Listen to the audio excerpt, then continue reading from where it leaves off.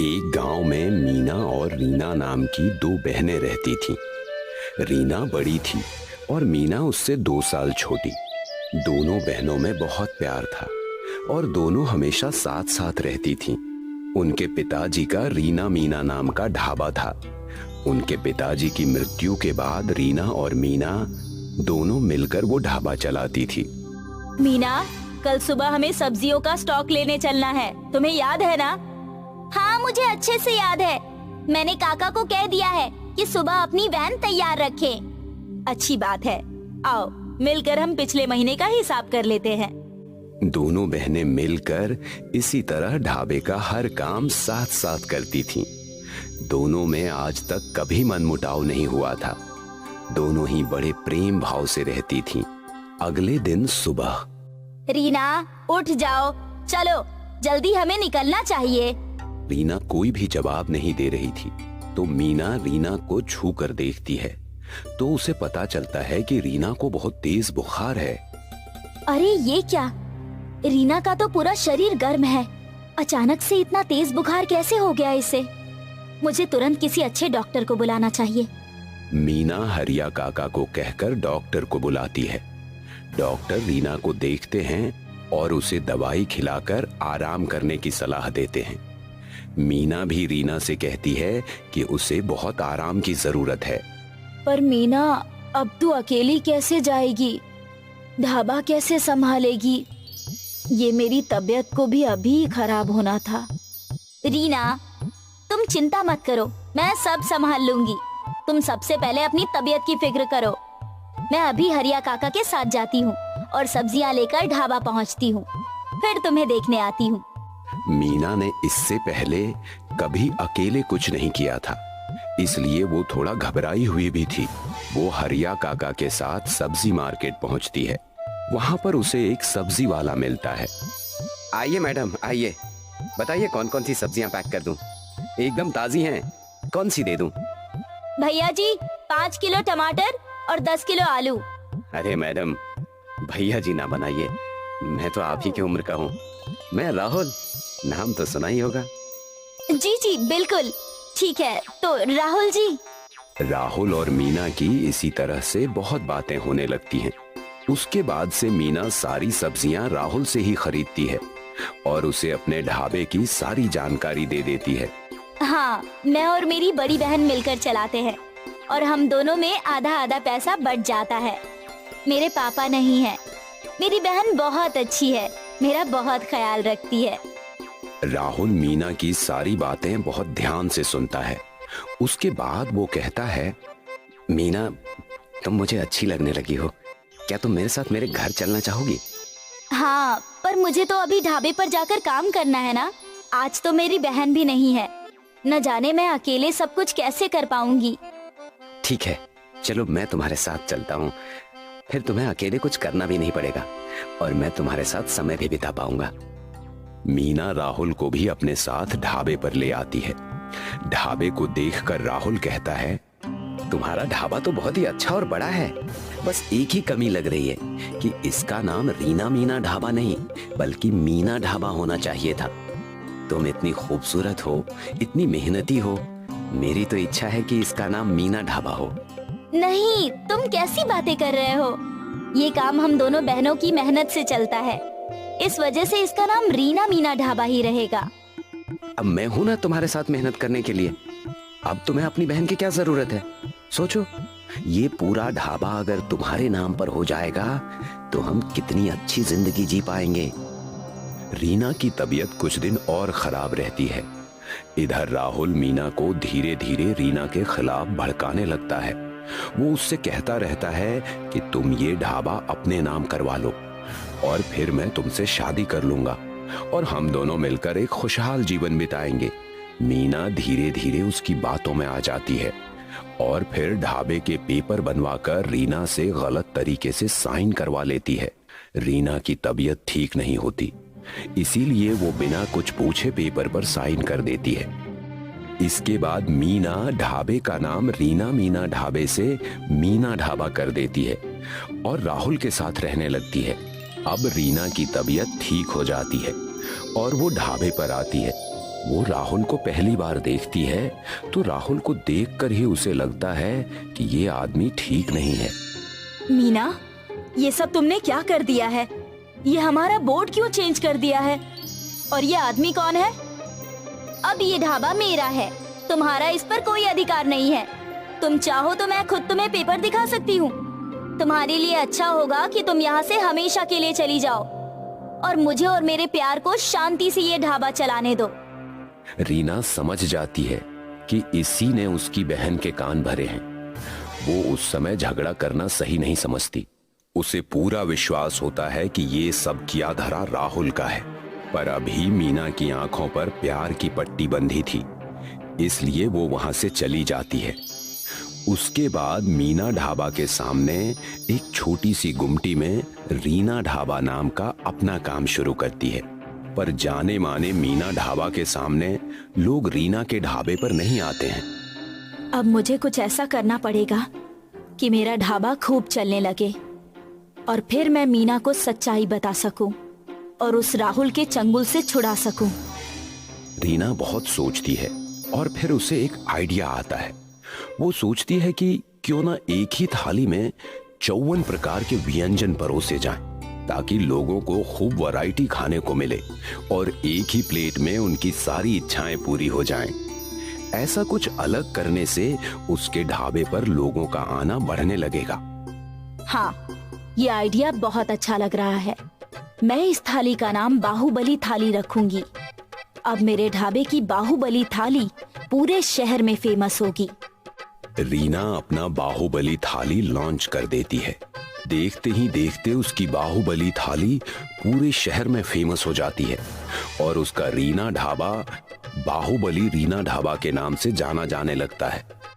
वो बहुत पैसे कमाने लगती है और अपने ढाबे को बहुत बड़ा बना देती है। उसके सामने अब मीना ढाबा चलना बंद हो जाता है। एक रात को जब वो अपना ढाबा बंद कर रही होती है तो उसे सामने से चिल्लाने की आवाज आती है। अरे अब तो तुम्हारे पास चवन्नी भी नहीं बची है। मैं तुम्हारे साथ नहीं रह सकता, मैं जा रहा हूँ।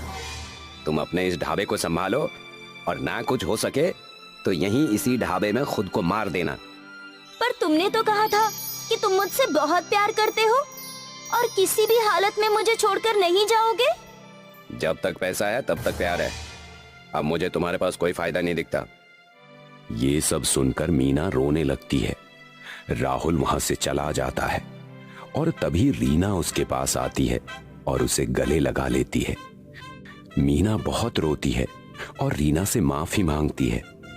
रीना मीना को माफ कर देती है और फिर दोनों बहनें मिलकर दोनों ढाबों को बहुत ही अच्छे तरीके से चलाती हैं और पूरे शहर में उनका। তো বন্ধুরা এগুলো দেখুন, এগুলো সব কি, এগুলো কি পড়ে আছে বিছানাটার মধ্যে গাইস, বেডের মধ্যে গাইস, এগুলো সব কি সব পড়ে আছে। তো গাইস এখানে কলার অবস্থা, মনে হচ্ছে কলাটার অবস্থা কি, সে একটা বাস একটা, এরপর আস্তে আস্তে মেন গাইস একটা গাইস কলাগুলোর অবস্থা কি।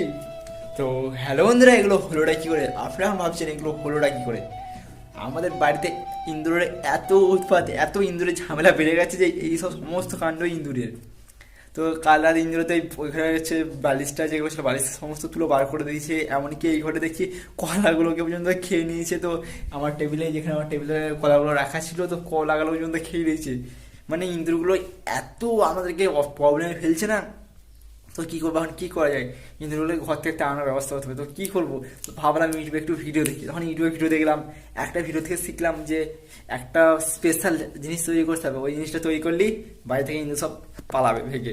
তো সেই জিনিসটা এখন তৈরি করবো এবং ইঁদুরগুলোকে দেখবো বাইরে থেকে ইঁদুরগুলো জানে কি এই ভিডিওটা কতটা সত্যি। যদি ভিডিওটা সত্যি একটু পারফেক্ট কাজ করে, খরচা হবে না, বাইরে থেকে ইঁদুরগুলো গায়েব হয়ে যাবে, রেহাই পাবো।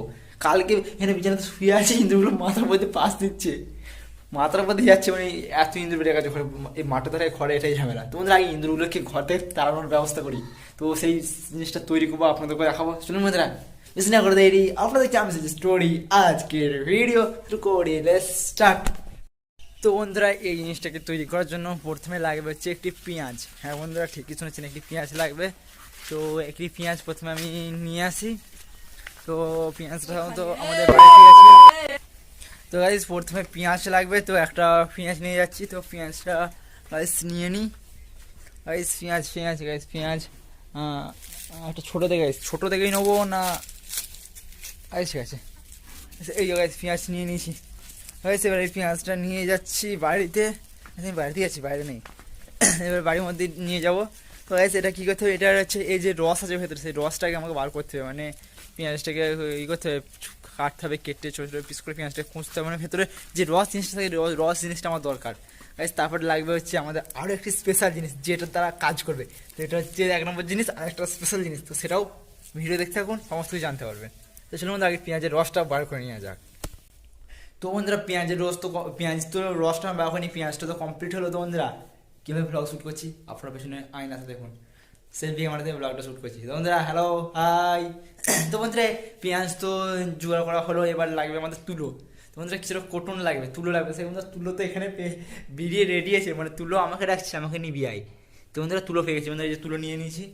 আর আমাদের দরকার আরেকটি সবচেয়ে মেন জিনিস, সেটা হচ্ছে মরিচের গুঁড়ো, লঙ্কা গুঁড়ো। হ্যাঁ বন্ধুরা ঠিকই শুনেছেন, মরিচ গুঁড়ো বা লঙ্কা গুঁড়ো। সেই লঙ্কা গুঁড়োটা লাগবে। তারপর বন্ধুরা এটার মিশ্রণে একটা জিনিস তৈরি হবে, যেটা হবে ইঁদুর তাড়ানোর জন্য বেস্ট উপায়।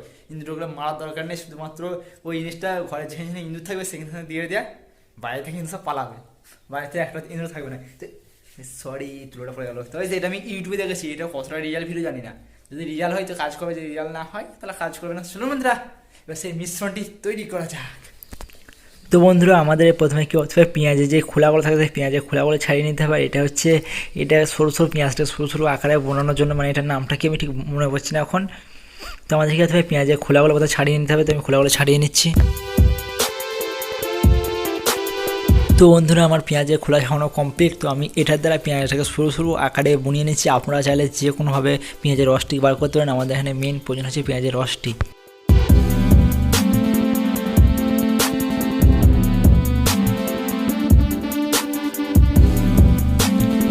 তো বন্ধুরা দেখতে পাচ্ছেন আমার এখানে পুরো পেঁয়াজটিকে একদম সরু সরু পিস করা হয়ে গেছে। তো আমার এখান থেকে যে পেঁয়াজের বাকি অংশগুলো আছে সেগুলোকে আমি নিচুড়ে ফেলে দিচ্ছি, এবং আমার এখানে মেন প্রয়োজন হচ্ছে এই পেঁয়াজের রসটি। তো আপনারা চাইলে পেঁয়াজের রসটি যে কোনো উপায়ে বার করতে পারেন। তো বন্ধুরা এবার আসছে সেই আমাদের প্রয়োজনীয় জিনিস, সেই বিশেষ মশলাটি। সেটা কি সেটা আপনারা হয়তো আন্দাজ করতে পেরেছেন। তো বন্ধুরা এটা হচ্ছে লঙ্কা গুঁড়ো। তো এটাকে কী করতে হবে, আমাদের পেঁয়াজের রসের সাথে মিক্সিং করতে হবে। দুটোকে একসাথে মিক্স করে ভালো করে মিক্স করতে হবে, যাতে আমাদের দুটো যেন একসাথে মিক্স হয়ে যায়। তো বন্ধুরা দুটোকে একসাথে ভালো করে মিক্স করে নিই, আপনারা দেখতেই পাচ্ছেন। এবার আমি হাতুড়ে মিক্স করছি। তো বন্ধুরা আমার একটা মিক্সিং কমপ্লিট হয়েছে। এবার আমাদের চাই একটু তুলো। তো এবার তুলোটাকে এটার সাথে ভালো করে মিক্স করতে হবে। তো বন্ধুরা তুলোটার কারণ কি, কাজ কি, এখনই আমি আপনাদেরকে বলবো। তো বন্ধুরা দেখতেই পাচ্ছেন আমার এখানে তুলোটা মিক্সিং হয়ে গেছে। তো এবার আমাদের কী করতে হবে, এগুলো ছোটো ছোটো করে নাড়ুর মতো তৈরি করতে হবে। আমাদের দেখতেই পাচ্ছেন আমি ছোটো ছোটো করে নাড়ুর মতো তৈরি করছি। তো বন্ধুরা এটাই হচ্ছে আমাদের মেন জিনিস। তো বন্ধুরা এই ধরনের নাড়ুর মতো আপনাদেরকেও তৈরি করতে হবে।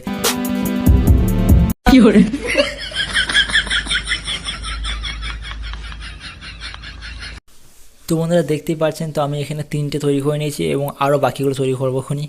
তো বন্ধুরা জিনিসটা রেডি করে বাড়িতে প্রতিটা জায়গায় দিয়ে দিয়েছি, যেখানে যেখানে ইঁদুরগুলো যাতায়াত করে। তো দেখবো এই ওষুধটি কেমন কাজ করে। তো আমি চেষ্টা করেছি ভালোভাবে জিনিসটা তৈরি করা, যদি কাজ করে তো আগামীকাল ঠিক এই টাইমে আপনাদের সাথে আবার দেখা করবো। কারণ হয়তো আজকে আমি এখন দিয়ে দিলাম, তো ইঁদুরগুলো দিনের বেলা রাতেবেলায় বেশি বাইরে বেরোয়। তো দেখবো যদি বাইরে বেরোয় রাতেবেলায়, দেখাবো আপনাদেরকে যে ইঁদুরগুলো যে কী করছে, ইঁদুরগুলো কাণ্ড কি, ইঁদুরগুলো কি ওষুধটার ফলে বাইরে থেকে বেরিয়ে ফেলার সাথে রাতেবেলা বেরোবে না। তো দেখবো কালকে সকালে আপনাদেরকে এটা রেজাল্ট জানাবো। তো বন্ধুরা আবার দেখাবে ঠিক কাল সকালে প্রায় এই টাইমে। তো এখনকার মতো ভাই। তো হ্যালো বন্ধুরা, গুড মর্নিং। আবারও ফিরে এলাম নতুন একটি, কালকের দিন নয় কিন্তু নেক্সট ডে, আর পরের দিন সকালবেলায়। তো এখন মাঠে রোদগুলো পড়ছে, সোনালি ধান খেতে চকচক করছে। তো বন্ধুরা তো যেটার জন্য ব্লগটা অন করা, তো আমি ইঁদুরগুলো মারার জন্য, ইঁদুর বাড়িতে মারার জন্য নয়, সরি, ইঁদুর বাড়িতে তাড়ানোর জন্য যেই জিনিসটি বা যেই ওষুধটি তৈরি করেছিলাম সেটা কি কাজ করলো, সেটা কি সাকসেস পেলাম? বন্ধুরা আমি সাকসেসই পেলাম না।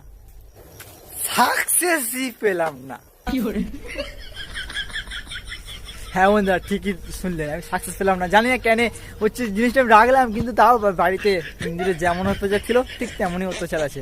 তো কী করা যায়, তো ইঁদুরগুলোকে বাড়িতে তাড়ানোর আরও একটি নতুন পরিকল্পনা বা নতুন একটা জিনিস ঘোষণা নতুন কিছু একটা জিনিস তৈরি করতে হবে যাতে ইঁদুরগুলো যেন বাইরে থেকে যেন পালিয়ে যায়, তাহলে আমাদের এত অসুবিধা হচ্ছে। তো বন্ধুরা আবার ঠিক এই ধরনের ইঁদুর তাড়ানো কোনো কিছু নিয়ে আবার হয়তো আপনাদের মাঝে হাজির হবো। বন্ধুরা আজকের ব্লগটা এতটাই ছিল। ব্লগটি ভালো লাগলে লাইক করতে হবে, চ্যানেলে প্রথমবার চ্যানেল সাবস্ক্রাইব করতে হবে, আর এই ধরনের মজার ভিডিও সবার আগে দেখার জন্য চ্যানেল সাবস্ক্রাইব করুন। ততক্ষণের জন্য বাই বাই, আবার যেন দেখা হয়।